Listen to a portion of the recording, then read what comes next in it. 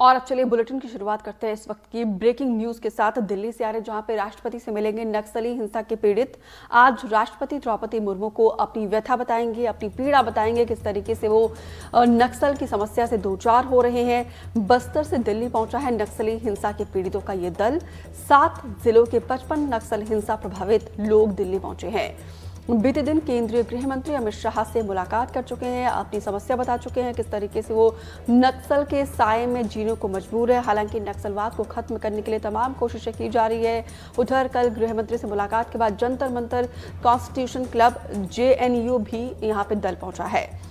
3 दिन से दिल्ली में ही अलग अलग जगहों पर जाकर वो अपनी बातचीत रख रहे हैं, अपनी समस्या को रख रहे हैं। नीलेश त्रिपाठी ज्यादा जानकारी के साथ जुड़े हैं। नीलेश, नक्सल प्रभावित, जो नक्सलवाद से प्रभावित है लोग, उनका एक डेलीगेशन दिल्ली पहुंचा है। बीते दिन हमने देखा है कि उन्होंने गृह मंत्री से मुलाकात की, अपनी व्यथा रखी, अपनी पीड़ा रखी। आज महामहिम से मुलाकात होने वाली है। कितने बजे मुलाकात है?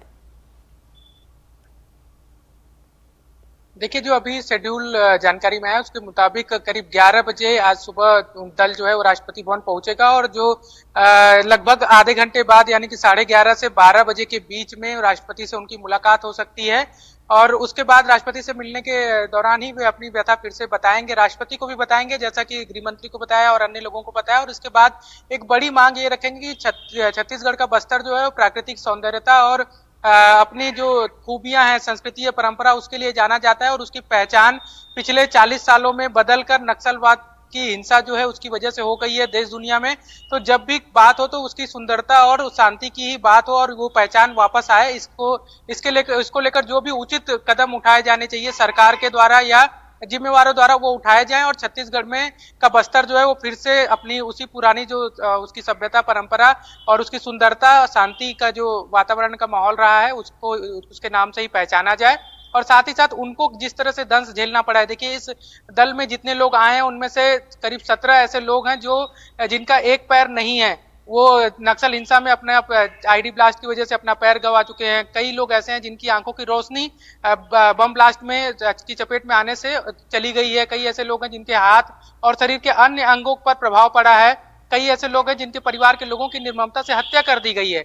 कुछ ऐसे लोग हैं जिनके पिता के सामने बेटे की हत्या कर दी गई, भाई के सामने भाई की हत्या कर दी गई। ऐसे कई तकलीफ और कहानियां लेकर पहुंचे हैं और वो बता रहे हैं लोग जो भी जिम्मेवार है उनसे कि जो दंश हमें झेलना पड़ा है, अब आने वाली पीढ़ी को बस्तर में वैसा न झेलना पड़े, इसके लिए जो भी उचित कदम हो उठाए जाए और जल्द से जल्द बस्तर को नक्सल हिंसा और नक्सलवाद की समस्या से मुक्त कराया जाए। दीपिका।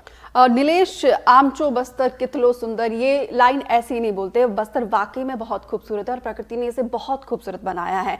और इसकी खूबसूरती को देखते हुए जिस तरीके से पर्यटन के मानचित्र में आना चाहिए वो जगह नहीं बना पाया है, क्योंकि यहाँ पे नक्सलवाद का दंश जिस तरीके से लोग यहाँ पे झेल रहे हैं, इसको लेकर गृह मंत्री से मुलाकात के बाद आदिवासी राष्ट्रपति है हमारी राष्ट्रपति द्रौपदी मुर्मू और आदिवासी समाज बस्तर में ही रहता है, तो उनको उम्मीद ज्यादा होगी राष्ट्रपति से।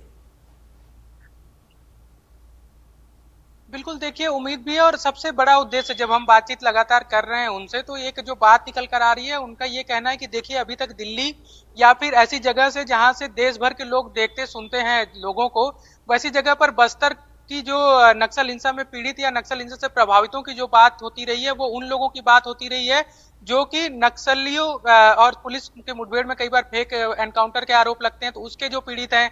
कई बार ऐसे लोग जो गिरफ्तार किए गए लेकिन ये दावा किया जाता रहा है कि वो नक्सली नहीं है, उनकी बातें होती रही हैं। लेकिन नक्सल हिंसा से जो सीधे तौर पर नक्सलियों के द्वारा लगाए आईडी ब्लास्ट में जो आम ग्रामीण परेशान होते हैं, जो आम ग्रामीण घर से निकलते हैं, तो इस बात का उन्हें पता नहीं होता है कि वो लौट भी पाएंगे वापस कि नहीं। किसी रास्ते में किसी आईडी ब्लास्ट में उनका पैर पड़ जाए, हाथ पड़ जाए और उनकी जिंदगी खत्म हो जाए या उनका पूरा एक जो हंसता खेलता परिवार है वो बिखर जाए, वो समस्या दिल्ली से अभी तक उठती नहीं रही है। ऐसे लोगों की आवाज नहीं उठती रही है, ऐसा दावा इस दल का है। इसलिए ही वो पहुंचे हैं कि हर जगह वो जाएं और अपनी व्यथा बताएं कि हमको हमारी समस्या सुनने वाला कोई है या नहीं। मानवाधिकार की जब बात होती तो हमारे मानवाधिकार की बात होगी या नहीं, इसको लेकर ही ये JNU भी गए थे, कॉन्स्टिट्यूशन क्लब भी गए थे, जंतर मंतर पर मौन प्रदर्शन किया। आज राष्ट्रपति से मिलने के बाद DU भी जाएंगे और इसके अलावा जो भी जिम्मेदार लोग हैं उनसे भी मुलाकात कर रहे हैं और अब ये बात रखने की कोशिश कर रहे हैं कि हमारी बात भी सुनी जाए, हमारे दर्द को भी समझा जाए और नक्सल हिंसा के दंश से बस्तर को मुक्त कराया जाए। और नीलेश, हालांकि जब से साय सरकार आई है उसके बाद से ताबड़तोड़ कार्रवाई यहाँ पे नक्सलवाद के खिलाफ कर रहे हैं। लाल आतंक को धकेलने के लिए पूरी कोशिश की जा रही है, लेकिन इस बार ऐसा लग रहा है कि बस्तरवासी, छत्तीसगढ़ वासी चाहते हैं कि नक्सलवाद का समूल नाश हो।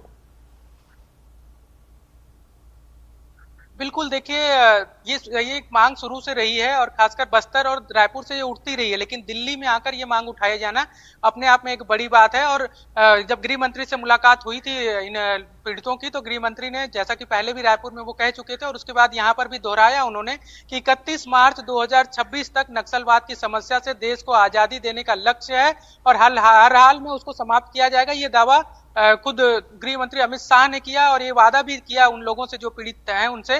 तो ये मानकर चला जा सकता है कि अब सरकार, चाहे वो केंद्र की हो चाहे राज्य की हो, नक्सलवाद की समस्या को लेकर हर मोर्चे पर हर तरह की लड़ाई लड़ने के लिए तैयार है।